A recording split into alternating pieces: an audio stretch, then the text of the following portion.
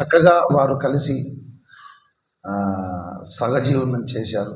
ఇలాగే వారు వారి శేష జీవితం అంతా కూడా యేసు రెండవ రాకడ దాకా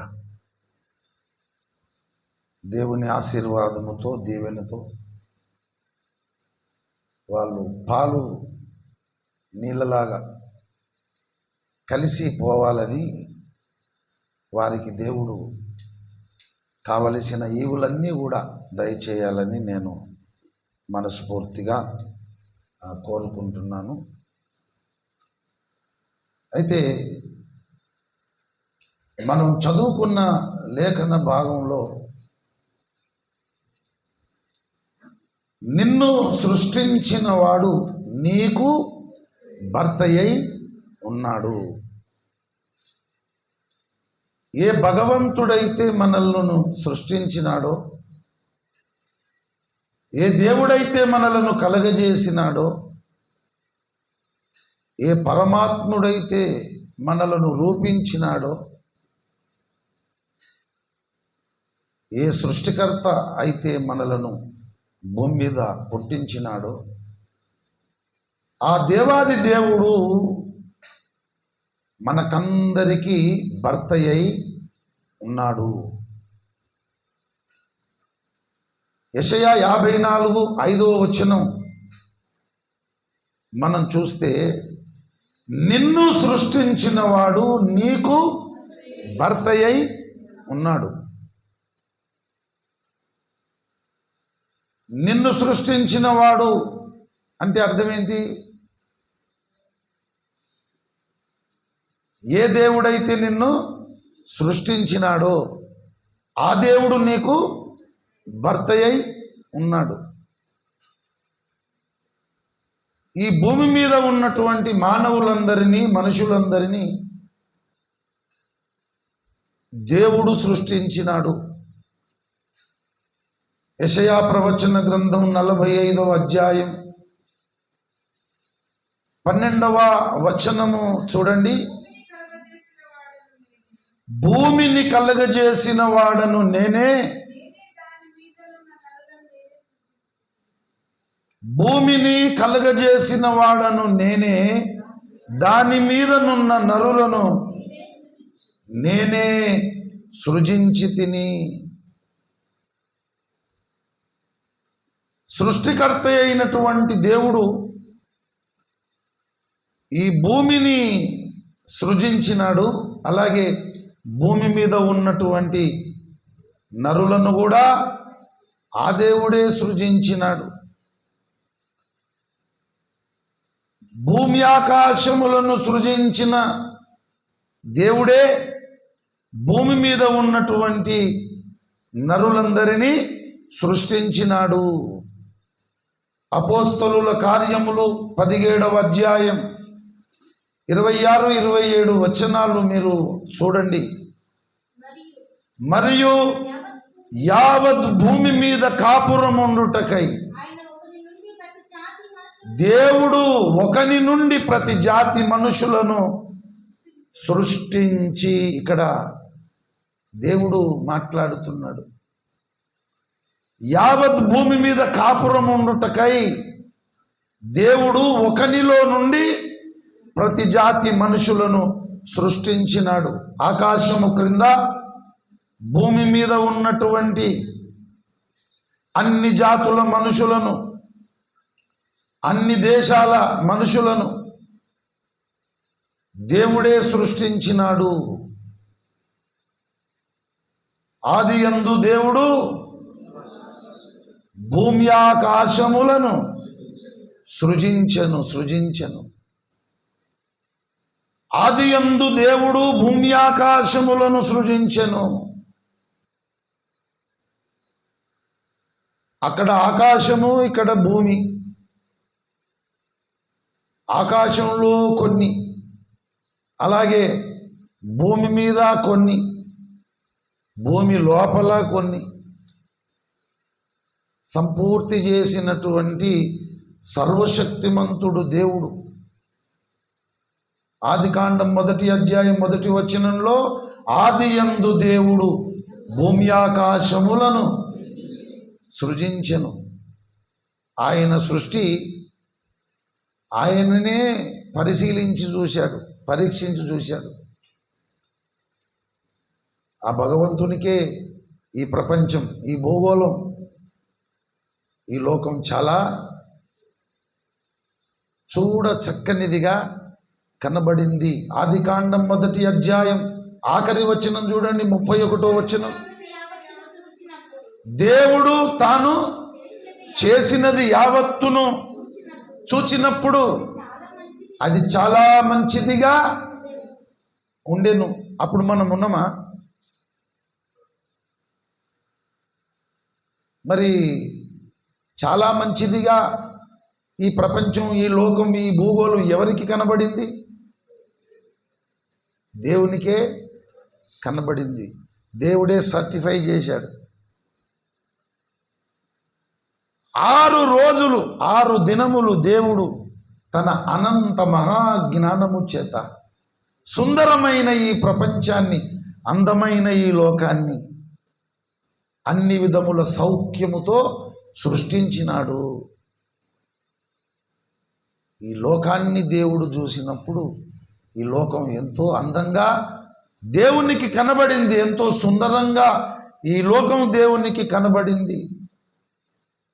దేవుడు తాను చేసినది యావత్తును చూసినప్పుడు అది మంచిదిగా ఉండెను కాదు, అది చాలా మంచిదిగా ఉండెను. ఈ సర్టిఫికెట్ ఎవరు ఇచ్చారు? దేవుడు. ఎవరు సర్టిఫై చేశారు? దేవుడు. ఎంత అద్భుతమైన సృష్టి అంటే, పైన ఆకాశము నీలి రంగులో చాలా చక్కగా కనబడే ఆకాశము, ఆ ఆకాశంలో తెల్లటి మేఘాలు, అప్పుడప్పుడు నల్లటి మేఘాలు, అప్పుడప్పుడు ఆ మొగులు పగుళ్ళు తీస్తుంది, చాలా అందంగా కనబడుతుంది. సువిశాలమైన ఆకాశంలో చూడచక్కని సూర్యుడు, రాత్రి వేళలో మనం చూసే చూడచక్కని చంద్రుడు, నక్షత్రాలు జిగేలుమని మెరిసిపోయే నక్షత్రాలు, ఆకాశములో దేవుని సృష్టి. తర్వాత వర్షం పడి వెలిసిన తర్వాత 7 రంగుల ఇంద్రధనుస్సు మన కన్నులకు కనువిందు చేసే విధంగా గ్రహాలు, ఉపగ్రహాలు, ఎన్నెన్నో నక్షత్ర మండలాలు, అవన్నీ కూడా ఆకాశంలో దేవుని సృష్టి. తర్వాత భూమి మీద దేవుని సృష్టి, సముద్రాలు, జలపాతాలు, సెలయేళ్ళు, నదులు, చెరువులు, కుంటలు, అందమైనటువంటి చక్కని పచ్చని ప్రదేశాలు, కొండలు, కోనలు, లోయలు, పర్వతాలు, గుట్టలు, రకరకాల రంగులు కలిగినటువంటి పూల చెట్లు, రకరకాల టేస్ట్ కలిగినటువంటి ఫలవృక్షములు, ఎన్నో అద్భుతమైనటువంటి పనులు భూమి మీద కనబడుతున్నాయి. సముద్రాలు, అందులో జలచరాలు, ఆ జలచరాలు కూడా ఒక రకం కాదు, ఎన్నో రకాలు. ఇది భూమి మీద దేవుని సృష్టి. రకరకాల మనుషులు, అందరూ కూడా డిఫరెంటే ఉంటారు, కానీ యాజ్ ఇట్ ఈజ్గా ఎవరు ఉండరు. ఇది భూమి మీద దేవుని సృష్టి. తర్వాత భూమి లోపల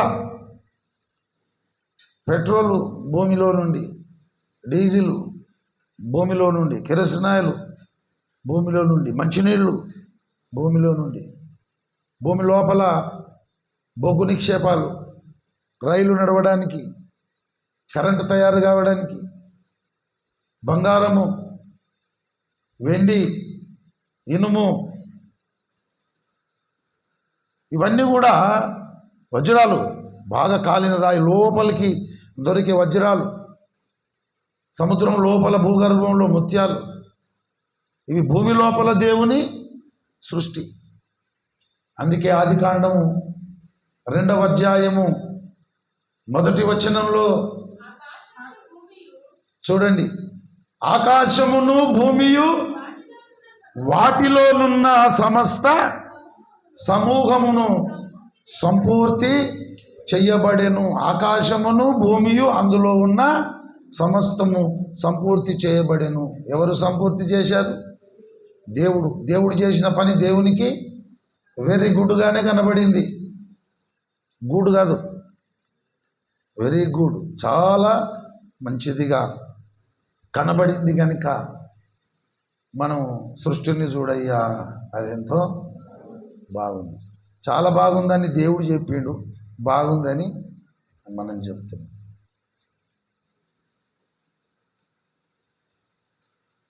పక్షుల చూడయ్యా, ప్రాకు పురుగుల చూడయ్యా, పక్షుల చూడయ్యా, ప్రాకు పురుగుల చూడయ్యా, జనులను చూడు, జంతువుల చూడు, మనిషి మనిషికి తేడా చూడు,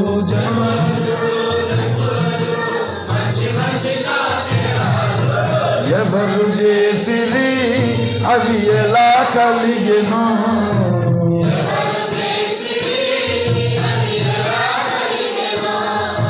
చిత్రం చిత్రం చిత్రం చిత్రం ఎంతో చిత్రము, అది ఎంతో విచిత్రం, ఎంతో చిత్రము.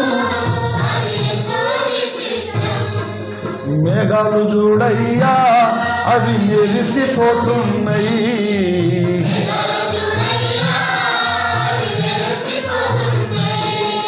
గాలిని చూడు, నీరును చూడు, గుట్టను చూడు, గాలిని చూడు, ఎవరు చేసిరి అవి ఎలా కలిగెను,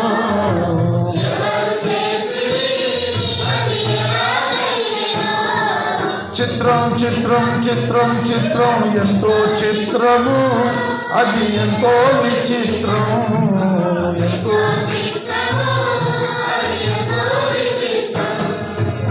సకల మానవులందరికీ, సకల ప్రాణికోటికి నివాసయోగ్యమైన ఈ భూమిని దేవుడు నిర్మాణం చేసి సిద్ధపరిచి స్థిరపరిచి ఇంత అద్భుతమైన అందమైన లోకాన్ని నరులకు దేవుడిచ్చాడు.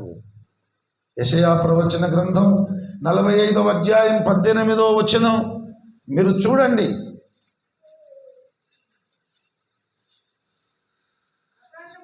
ఆకాశములకు సృష్టికర్త అయిన యెహోవాయే దేవుడు, ఆయన భూమిని కలగజేసి దానిని స్థిరపరిచి సిద్ధపరచెను.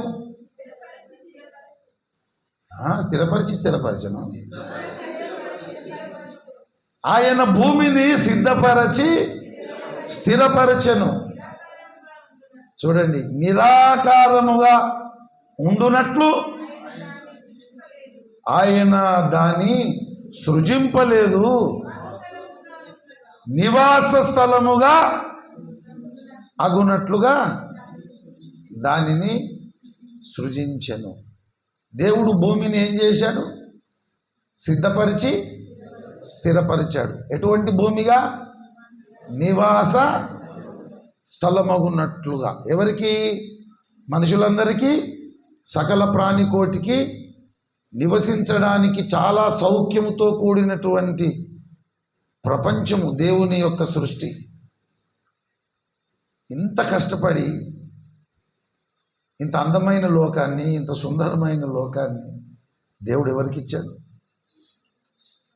నరులకు ఇచ్చాడు. 115వ కీర్తన 115వ కీర్తన 16వ వచనం చూడండి. ఆకాశములు యెహోవా వశము, భూమిని ఆయన ఇంత కష్టపడి చేసిన ఈ లోకాన్ని, ఈ ప్రపంచాన్ని దేవుడు నరులకు ఇచ్చాడు. భూమిని కలుగజేసిన వాడను నేనే, దాని మీదనున్న నరులను నేనే సృజించి తిని అంటున్నాడు. ఆ సృష్టికర్త అయిన దేవుడే ఈ భూమి మీద ఉన్నటువంటి మానవులందరికీ, మనుషులందరికీ భర్త స్థానంలో ఉన్నాడు. నిన్ను సృష్టించిన వాడు నీకు భర్త అయి ఉన్నాడు. ఇక్కడ పురుషులను దేవుడు సృష్టించినాడు. ఈ పురుషులందరికీ కూడా భర్త ఎవరు చెప్పండి? సృష్టికర్త అయిన దేవుడు. ఇక్కడ స్త్రీలను సృష్టించాడు. మరి స్త్రీలకందరికీ అసలు సిసలైన భర్త ఎవరు చెప్పండి? సృష్టికర్త అయిన దేవుడు. వేదిక మీద కూర్చున్నటువంటి మరి పురుష సేవకులు, దైవజనులు, నాతో పాటు ఇక్కడ మరి కూర్చున్నవారు, నేను, మమ్మల్ని కూడా దేవుడే సృష్టించినాడు కనుక ఆ సృష్టికర్తనే మాకు భర్త. మేము భర్త అనే హోదాలో ఉన్నాము, కానీ సృష్టికర్త అయిన దేవుడు మాకు భర్త అనే హోదాలో ఉన్నాడు. అందుకే ఆయన పేరు ప్రజాపతి. పతి అంటే భర్త, ప్రజలకు భర్త అయిన వాడు ప్రజాపతి. ప్రజాపతి అనే పేరు దేవునికి ఉన్నది. నిన్ను సృష్టించిన వాడు నీకు భర్త అయి ఉన్నాడు. ఇప్పటిదాకా చక్కగా అర్థమైతే సరిపోతుంది. ఇంకొక మాట మనం నేర్చుకుంటే మనం రైలు పట్టాలు ఎక్కుతాం. మనలను సృష్టించిన భగవంతుడు మనకు భర్త అయి ఉన్నాడు అని బైబిల్ చెబుతుంది. ఎక్కడా? యెషయా ప్రవచన గ్రంథం 54:5. నిన్ను సృష్టించిన వాడు నీకు భర్త అయి ఉన్నాడు. ప్రకటన గ్రంథం 21వ అధ్యాయము 3వ వచనంలో ఇంకొక మాట మనకు కనబడుతుంది. అప్పుడు ఇదిగో దేవుని నివాసము మనుషులతో కూడా ఉన్నది, ఆయన వారితో కాపురముండును. ఇక్కడ కాపురమును గూర్చి మాట్లాడుతున్నాడు, అక్కడ మన భర్తను గూర్చి మాట్లాడుతున్నాడు. మనలను సృష్టించిన సృష్టికర్త మనకు భర్త గనుక భర్త ఏం చేస్తాడు? భార్యతో కాపురము చేయడానికి ఇష్టపడుతున్నాడు. కాపురం ఉండును, ఉన్నాడు అని ఉందా? ఉండునని ఉందా? దేవుని నివాసము మనుషులతో కూడా ఉన్నది, ఆయన వారితో కాపురముండును అని ఉన్నదా? ఉన్నాడని ఉన్నదా? ఉండును అంటే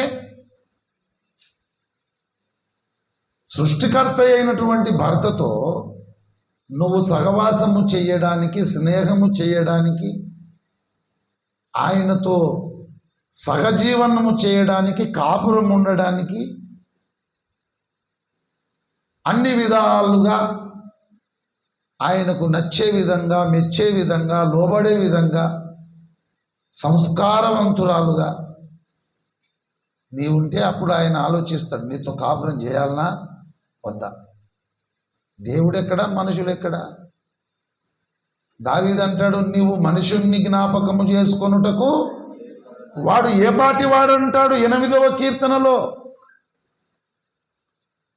కొంచెము సేపు కనబడి అంతలోనే మాయమైపోయే ఆవిరి వంటి వారము. దావీదు అన్నాడు, నేను నరుడను కాదు ప్రభువా, నేను పురుగునన్నాడు. మన గురువుగారు అయితే నేను నరుడను కాదు ప్రభువా, నేను పురుగును అనలేదు. ఆయన నేను క్రిమితో సమానుడను అన్నాడు. దైవ నివాసం ఎవరితో ఉన్నది? మనుషులతో కూడా ఉన్నది. అసలు ఆ నివాసం మనకు దొరకడమే మన అదృష్టం. ఆయన మనతో కాపురము ఉండడానికి ఇష్టపడుతున్నాడు. ఎందుకంటే ఆయన మనకు సృష్టికర్త, ఆయన మనకు భర్త కనుక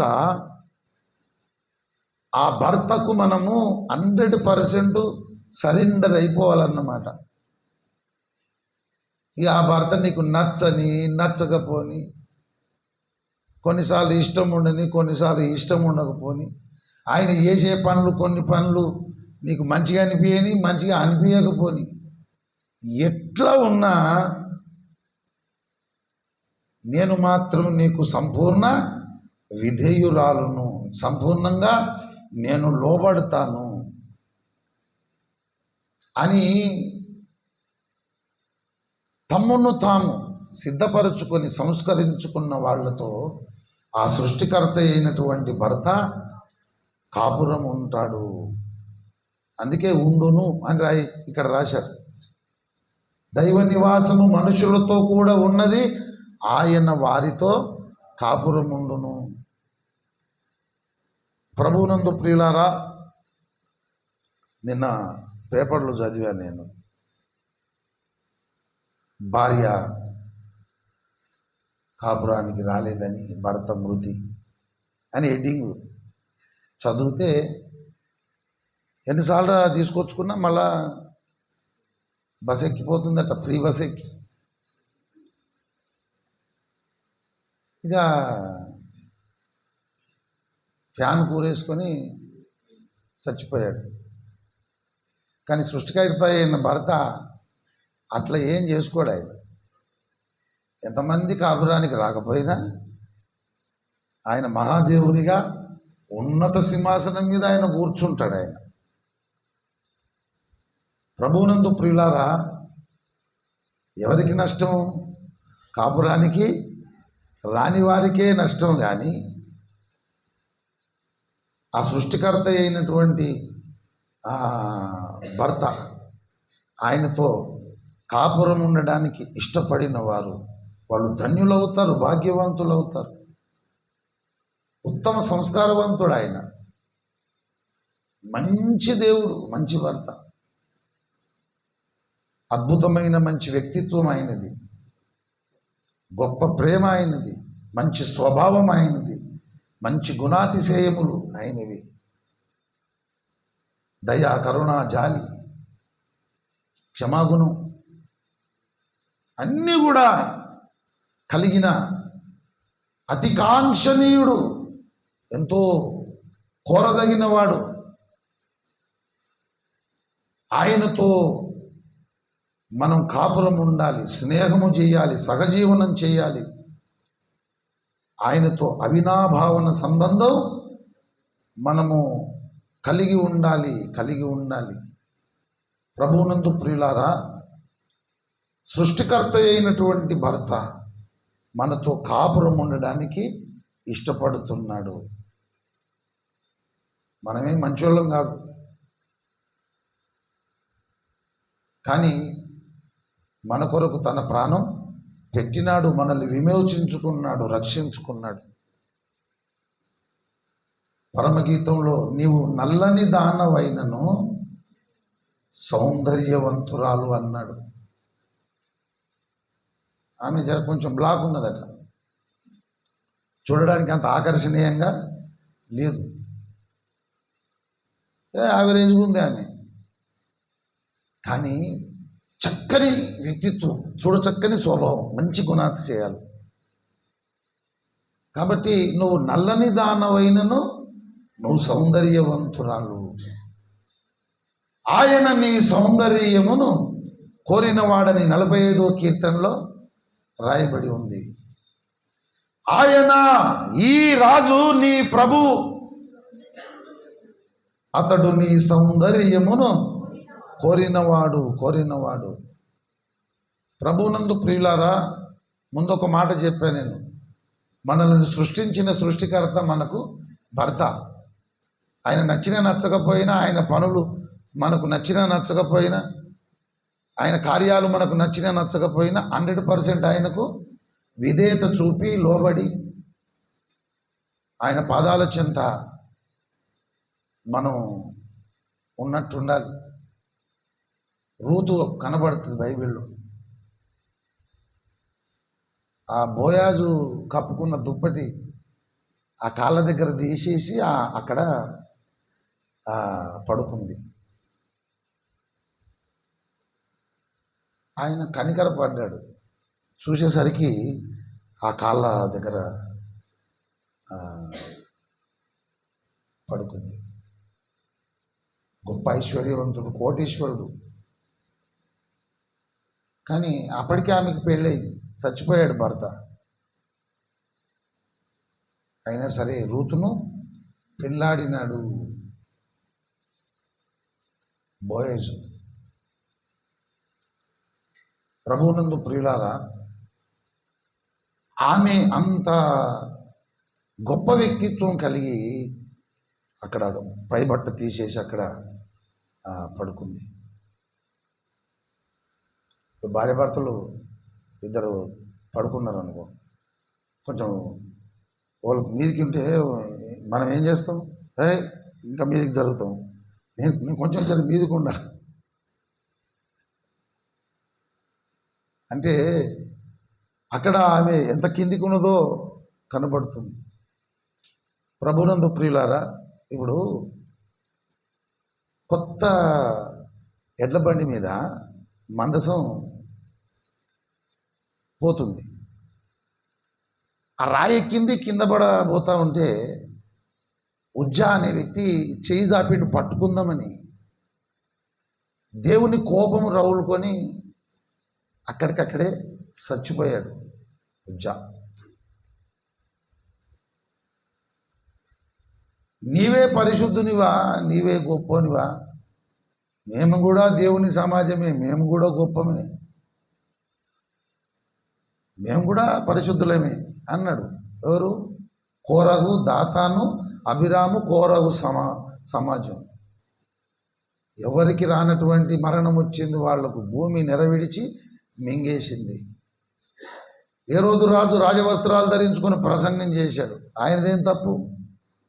విన్నోళ్ళంతా కేకలేస్తున్నారు, ఇది దైవస్వరమే. కానీ వెంటనే ప్రభువు దూత రావడం, దెబ్బ కొట్టడం, పురుగులు వాడి ప్రాణం విడవడం. నాబాలు ఉన్నాడు. ఇది కష్టపడ్డాడో దుర్మార్గంగా సంపాదించడం, మొత్తం మీద అయితే ఆయన భాగ్యవంతుడే, కోటీశ్వరుడు. వాళ్ళ గొర్రెలకు ఎంతో సహాయం చేసిండు దావీదు. ఆకలి అవుతుంది, తిండి లేదు, 10 మందిని తోలిండు. వాళ్ళకు మేలు చేసినాం కదా, ఆహారం తీసుకురమ్మని. నాబాలు అన్నాడు, దావీదేవుడు యెషయి కుమారుడేవుడే.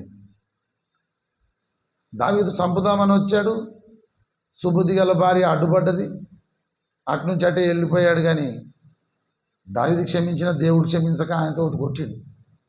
కొడితే 10 రోజుల దాకా నవిసి ఆయన చచ్చిపోయాడు.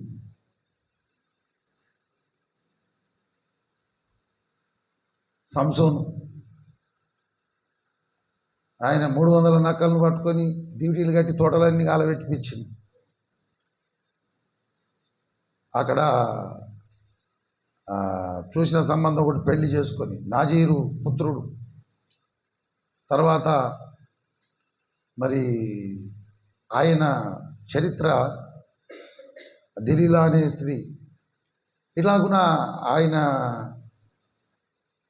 నాజీరు పుత్రుడు అట్లా ఉంటే దేవుడు మరి ఎందుకో ఒకటి కొడితే మంచిగుండుగా, కొట్టకపోయే. అదంతా అయిన తర్వాత ఆ దాగోను గుడిలో మొత్తం ఒక్కసారి నన్ను దర్శించమని చెప్తే మళ్ళా పరిశుద్ధాత్మ దిగి వచ్చాడు ఆయన మీదకి. 2 స్తంభాలు ఉంచి మొత్తం గుడి కూలిపోయింది. బతుకాలంలో ఎంతమంది చంపాడు అంతమందిని. దావీదైతే యుద్ధం జరుగుతుండగా మిద్దె మీదకి ఎక్కి చూసి బత్షెబాతో పాపం చేసి అమాయకుడైనటువంటి తన భర్త యాయూరు, ఆయన పేరేంది, ఊరియా, చదువు రాదు ఏం రాదు, ఆయనే రాసిన లెటరు. ఏం లెటరు? యోవాబు, మంచి సైనికులు యుద్ధం చేసే దగ్గర పెట్టు, ఎట్లాగో యుద్ధం రాదు కాబట్టి హతమైపోతాడని చెప్పి లెటరు రాసి ఊరియాకి ఇచ్చిండు. ఆ చదువుకొని ఆ స్థలం మంది పెట్టంగానే ఆత్మ అయిపోయాడు. ఇప్పుడు నేను అడుగుతా, మన సృష్టికర్త భర్త గజంటోడు ఎట్లా కాపురం చేస్తారు? న్యాయంగా మాట్లాడదాం. వాళ్ళు దానికేమో పురుగులు పడి పానం ఇడతాడు, ఏ రోజు రాదు. మందసం పడిపోతుందని చేయి పట్టుకుందామంటే అక్కడనే ఆయన చచ్చిపోతాడు. ఇక్కడ పచ్చబతో పాపం చేసి ఊరియాను అమాయకుణ్ణి, ఎంత మంచోడు తెలుసా?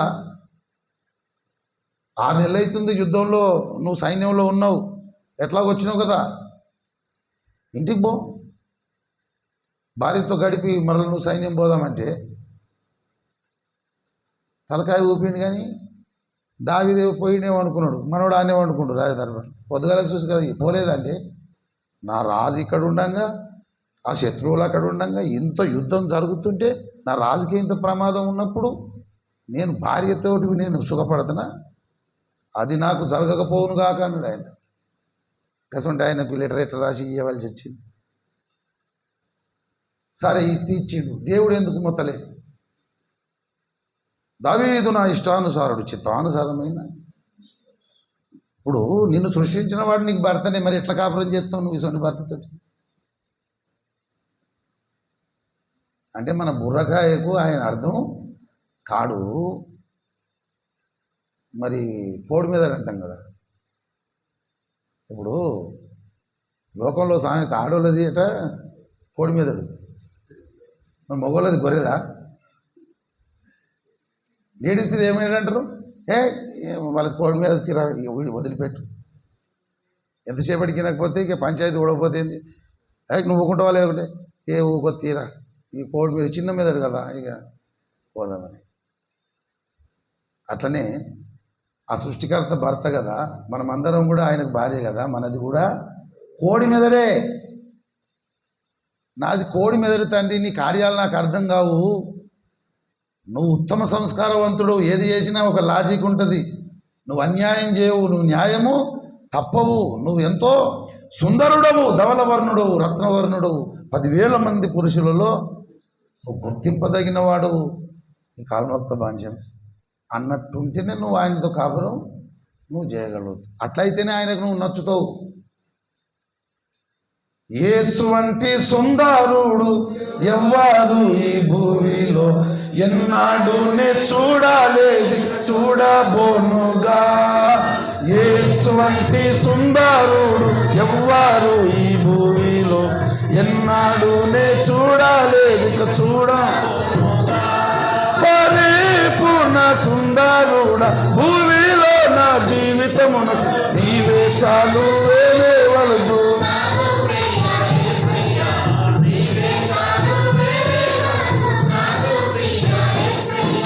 మట్టి కోసం మాణిక్యమును విడిచిపెట్టాను, కాదు మట్టి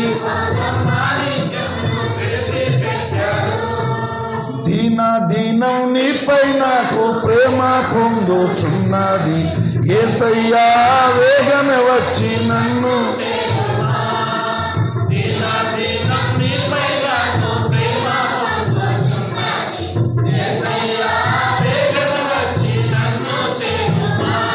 పరిపూర్ణ సుందరుడా భూమిలో నా జీవితమునకు నీవే చాలు, వేరే వలదు నాకు ప్రియ.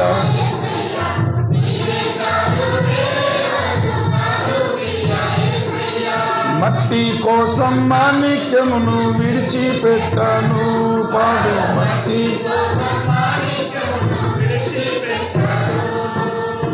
ప్రభునందు ప్రియులారా, ఆయన ఎంతో సుందరుడు. పరమగీతములో ఉన్నటువంటి షోళమితి ఆయన ఎంత కాంక్షించి ఆయనతో సహజీవనం చేయడానికి, ఉండడానికి ఎంత ఇష్టపడిందో అంతగా ఆయనను మనం ఇష్టపడాలి. అటువంటి తత్వము, వ్యక్తిత్వము, అటువంటి లక్షణాలు ఉంటేనే ఆయన మనతో కాపురం ఉంటాడు. సృష్టికర్త అయినటువంటి దేవుడు మట్టి మానవులతో కాపురం ఉండడం ఏంటి? ఆ దైవ నివాసము మనుషులతో ఉండడం ఏంటి? ఆయన ప్రకటించుకున్నాడు మనకు భర్తగా. ప్రకటించుకోవడమే కాదు, ఆయన మనతో కాపురము ఉండడానికి ఆయన ఇష్టపడుతున్నాడు. కాపురం చేయడానికి నువ్వు ఇష్టపడితే మామూలుగా కాదు. పరమగీతములు 3వ అధ్యాయము మీరు చూడండి. పరమగీతములు 3వ అధ్యాయము 3వ వచనం, మొదటి వచనం చూడండి. రాత్రి వేళ పరిండి ఉండి నేను నా ప్రాణప్రియుని వెదికినను అతడు కనబడక ఉండెను. ఎప్పుడు వేళ? రాత్రి వేళ ఆమె పడుకొని ఉండి ప్రాణప్రియుని వెతికిందట, కనబడ్డాడు ఆయన. మరి రాత్రి ఆమె ఏమనుకున్నది? 2వ వచనం, నేను ఇప్పుడే లేచదను, పట్టణం వెంబడిపోయి వెదుకుదును, సంత వీధులలోను రాజవీధులలోను తిరుగుదును, నా ప్రాణప్రియుని వెతుకుదును అని నేను అనుకొంటిని. నేను వెతికినను అతడు. తెల్లందాకా వెతుకుతారు ఎవరన్నా? 1 గంట రాత్రి నా ప్రియుడు నాకు కావాలి. షూలమితి అంటే సంఘానికి సాదృశ్యం, నీకు నాకు సాదృశ్యం. ప్రాణప్రియుడంటే ప్రభు అయిన యేసు. రాత్రంతా వెతుకుతుంది. 3వ వచనం, పట్టణమందు సంచరించు కావలి వారు నాకు ఎదురుపడగా మీరు నా ప్రాణప్రియుని చూచితిరా అని నేను అడిగి తిని, నేను వారిని విడిచి కొంచెము దూరము పోగా నా ప్రాణప్రియుడు నాకెదురు పడెను. వదిలిపెట్టక నేను అతని పట్టుకొంటిని, నా తల్లి ఇంటికి అతన్ని తోడుకొని వచ్చి తిని, నన్ను కనిన దాని ఎరలోనికి నేను తోడుకొని వచ్చి తిని. చూడండి, ఇక్కడ ఆమె రాత్రంతా వెతికింది. ఆ రాత్రి గొర్రెల మందలు కావలు కాసే వాళ్ళు ఉంటారు కదా, తెలంగాణ వాళ్ళు ఉంటారు. వాళ్ళు కావలోళ్ళు ఎదురుపడితే నా ప్రాణప్రియుడు కనబడ్డా అంటే మాకేం కనబడలేని వాళ్ళు అన్నారు. అయితే ఇంకా ఆమె వాళ్ళని అడిగి ముందుకు పోయేసరికి ఆ ప్రాణప్రియుడే ఎదురుపడ్డాడు. ఎప్పుడైతే ఎదురుపడ్డాడో ఆయన గట్టిగా పట్టు. దైవ సన్నిధి అంటే అట్లా పట్టుకునేటట్టు ఉండాలి. ప్రార్థన అంటే ఇప్పుడు నాకు శాతనైతే లేదు, ఇలా ప్రార్థన ఉన్నది అంటే ఇవాళ నేను రాని ఇవాళ జర కొంచెం కాలు గుంజుతున్నాయి.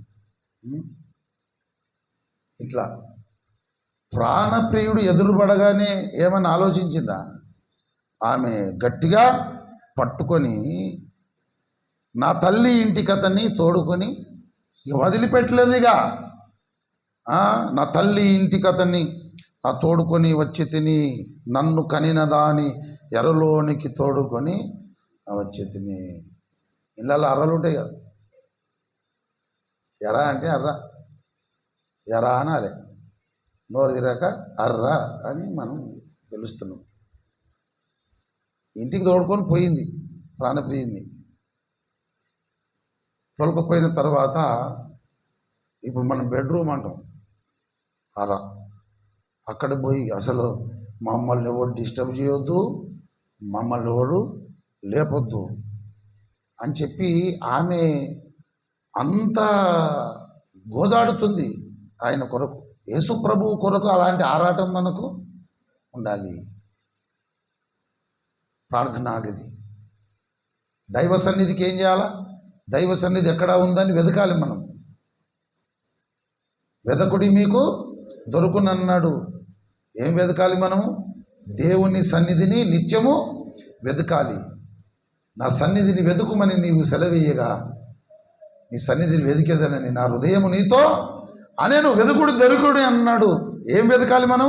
ఎక్కడ దైవ సన్నిధి ఉన్నది, ఎక్కడ దైవ సన్నిధి ఉన్నదని ఆమె రాత్రి వేళలో ఆమె వెతికినట్టు వెతకాలి. ఇక సన్నిధి దొరికింది అనుకో, ఏం చేయాలా? సన్నిధి దొరికితే అసలు వదిలిపెట్టద్దు. ఎప్పుడు విడిచిపెడతారా పోదామని ముళ్ళ మీద కూర్చున్నట్టు ఉండద్దు. సన్నిధికి ఆలస్యంగా రావద్దు. ఆమె ఎంత వెతుకుతూ ఉన్నది. ఇక సన్నిధి దొరికిందంటే అసలు విడిచిపెట్టకుండా ఉండడానికి ఇష్టపడాలి.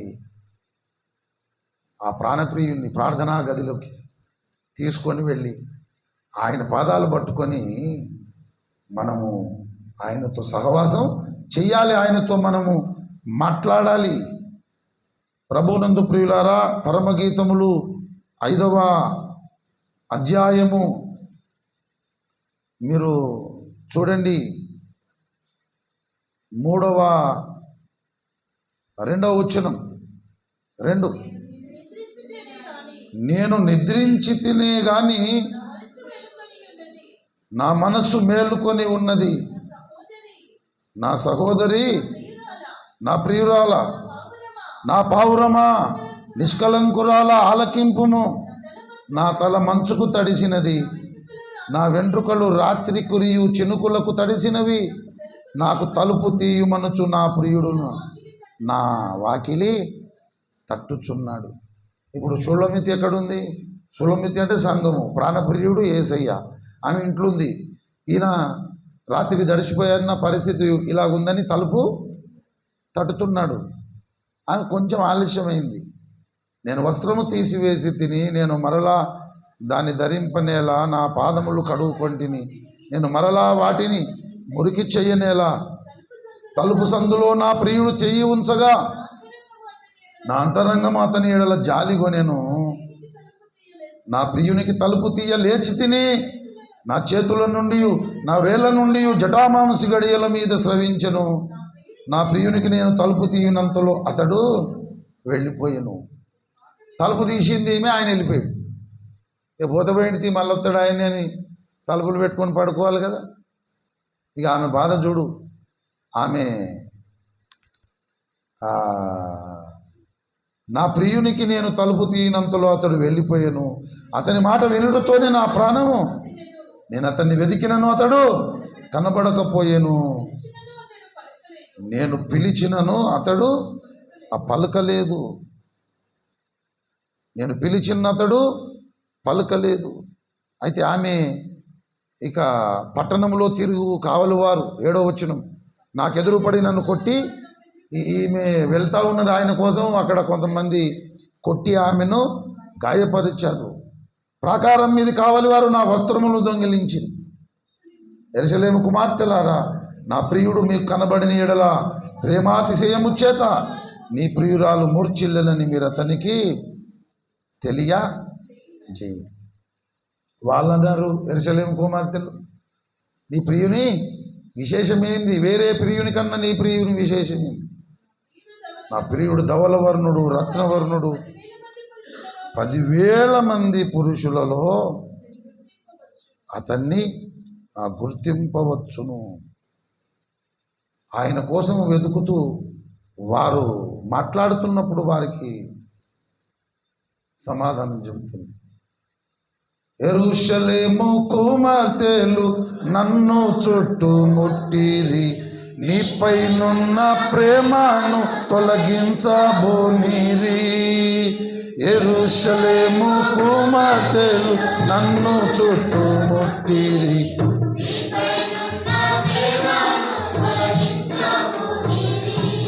పరిపూర్ణ సుందరుడా, భూమిలో నా జీవితమునకు నీవే చాలు, వేరే వలదు నాదు ప్రియా యేసయ్యా, నీవే చాలు. మట్టి కోసం మాణిక్యమును విడిచిపెట్టను,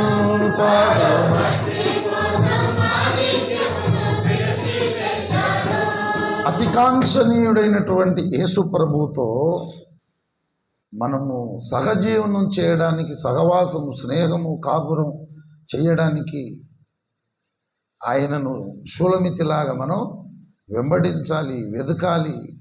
ఆయన సన్నిధిని మనం కోరుకోవాలి, ఆయన సన్నిధిలో ఉండడానికి ఇష్టపడాలి. ఆఖరి మాట ఒకటి మీకు గుర్తు చేస్తాను. పరమగీతము 2వ అధ్యాయము మీరు చూడండి, 7వ వచనం, యెరూషలేము కుమార్తెలారా, పొలములోని ఇర్రులను బట్టి లేళ్లను బట్టి మీ చేత ప్రమాణము చేయించుకొని ప్రేమకు ఇష్టమగు వరకు మీరు లేపకయు కలత పరచకయు నుండుడని మిమ్మును బతిమాలు కొనుచున్నాను. ఆలకించుడి, నా ప్రియుని స్వరము వినబడుచున్నది. ఇదిగో అతడు వచ్చుచున్నాడు. నా ప్రియుడు వస్తూ ఉన్నాడు. ఇక మమ్మల్ని మీరు కలత పరచొద్దు, మమ్మల్ని అసలు డిస్టర్బ్ చేయొద్దు, మమ్మల్ని లేపొద్దు, మా దగ్గరికే మీరు రావద్దు అని ముందే వాళ్లకు చెబుతుంది యెరూషలేము కుమార్తెలకు. ఈ యెరూషలేము కుమార్తెలు అంటే దేవుని సన్నిధికి మనల్ని దూరం చేసేటోళ్ళు, దేవుని సన్నిధికి రాకుండా అడ్డుపడేటోళ్ళు, అంటే లోకం అన్నమాట. దేవుని సన్నిధికి రాకుండా చేయడానికి అప్పుడప్పుడు దైవ సన్నిధి రాని ఒకరు వచ్చి అంత పిలుచుకొని పోతారట. కానీ ఏమంటుంది, ఇదిగో నా ప్రియుడిని స్వరము వినబడుతుంది, ఆయన వచ్చేస్తున్నాడు, మేము ఐక్యమైపోతాం, మేము సహజీవనం చేస్తాం, ఇక మమ్మల్ని మాత్రం మీరెవరు డిస్టర్బ్ చేయొద్దు, ప్రేమకు ఇష్టమగునంత వరకు. ప్రభువునందు ప్రియులారా, అప్పటిదాకా మీరు మమ్మల్ని డిస్టర్బ్ చేయొద్దు, లేకపోతే అంటే నేను ఎంత ప్రార్థన చేసుకోవాలనో, నాకు సంతృప్తికరంగా ఎంత ప్రార్థన చేస్తే నాకు సంతృప్తి కలుగుతుందో అప్పటిదాకా మమ్మల్ని డిస్టర్బ్ చేయొద్దు. ఎన్ని అధ్యాయాలు చదివితే నాకు సంతృప్తి కలుగుతుందో అప్పటిదాకా నన్ను డిస్టర్బ్ చేయొద్దు.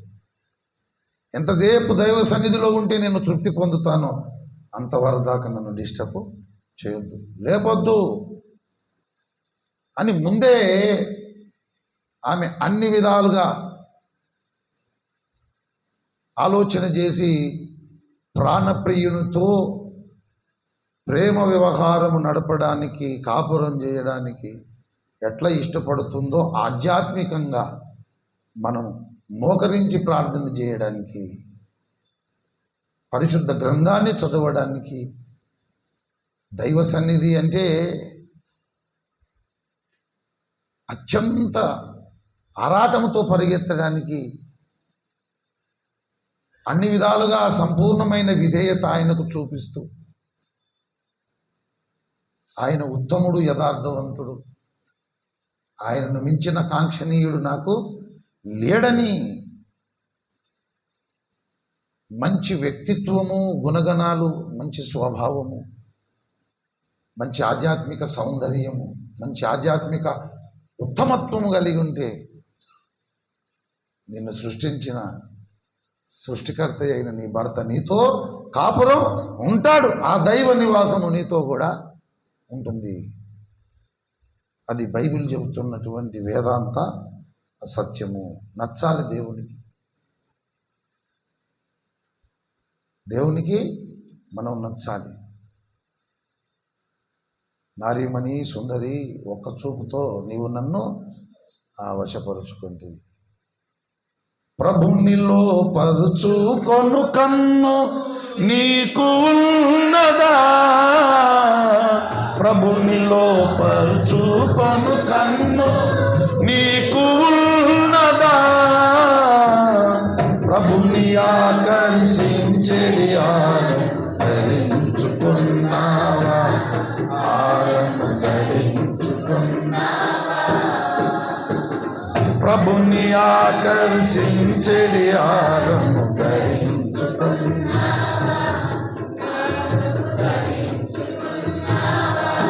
హారము, ప్రభుని ఆకర్షించే హారము అంటే ఏంటి చెప్పండి? నెక్లెస్.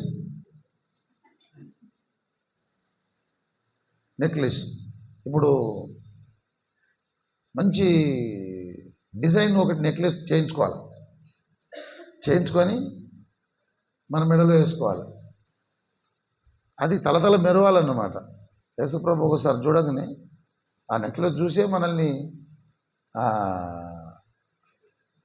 ఆకర్షణ కలగాలి. దాన్ని కంఠభూషణం అంటారు. భూషణము, హారము, భూషణము, అది నెక్లెస్ ఎక్కడ పెట్టుకుంటారు? చేతికి పెట్టుకోరు, కాళ్ళకు పెట్టుకోరు. ఎక్కడ పెట్టుకుంటారు? కంఠానికి ధరించుకుంటారు. దయను సత్యమును నిన్ను ఎన్నడును విడిచిపోనీయకుము, వాటిని కంఠభూషణముగా. నీ మెడలో ఉండవలసిన నెక్లెస్ ఏంటి? దయా, సత్యం. ఇట్లా మనము ఆయనను ఆకర్షించే గుణగణాలు కలిగి మనం ఉండాలి. అప్పుడు ఆయన మనతో కాపురం చేయడానికి ఎప్పటికీ నసబెట్టి విసుగు కలిగించి శోధించి, ఏం దేవుడు నువ్వేమో 5 ఏళ్ళు ఆయన నమ్ముకొని చెప్పింది ఏం చెత్తలేవు అని చెప్పి ఊకే మరి నేను కదా అడుగుతా తిరిగిపోతుంది, ఇది తిరిగిపోతుంది, ఏమైతే లేదు ఎట్లా అని ఊకే సనిగి గొనిగి నసబెడితే ఆయన కాపురం చేయరు. మీరు శోధించొద్దు అన్నాడు దేవుణ్ణి. దేవుణ్ణి విసిగించొద్దు. 40 ఏళ్ళు నన్ను విసిగించారు అరణ్యంలో అన్నాడు. ఎప్పుడు ఏం చేయాలి మనం? ఎప్పుడు ఏం చేస్తే ఆయన సంతోషపడతాడు, నేనేం చేస్తే ఆయన ఆనందపడతాడని మనం ఆయన మహిమనే వెదికే వారముగా ఉన్నప్పుడు ఆయన కనికరం మన మీద దిగి వచ్చి ఆయన నివాసం మనతో ఉంటుంది, ఆయన మనతో కాపురం చేస్తాడు. కాబట్టి సృష్టికర్త మనకు భర్త, మనమే ఆయన భార్య. కాబట్టి ప్రార్థన చేయడానికి, వాక్యం చదవడానికి, దైవ సన్నిధికి రావడానికి, ఆయనతో స్నేహం సహవాసం చేయడానికి ఆ షులమితిలాగా మనం పరుగులు తీయాలి. అప్పుడే ఆయన ద్వారా మనం అద్భుతమైనటువంటి మేలును పొందుకుంటాము. ఆ విధంగా దేవుడు మనలను నడిపించునుగాక. అందరూ తలలు వంచి కళ్ళు మూసుకున్నట్లయితే దేవుడు పంపిన ఉపదేశము సందేశం మనలో ఫలించున్నట్లు ప్రార్థన చేసుకుందాం.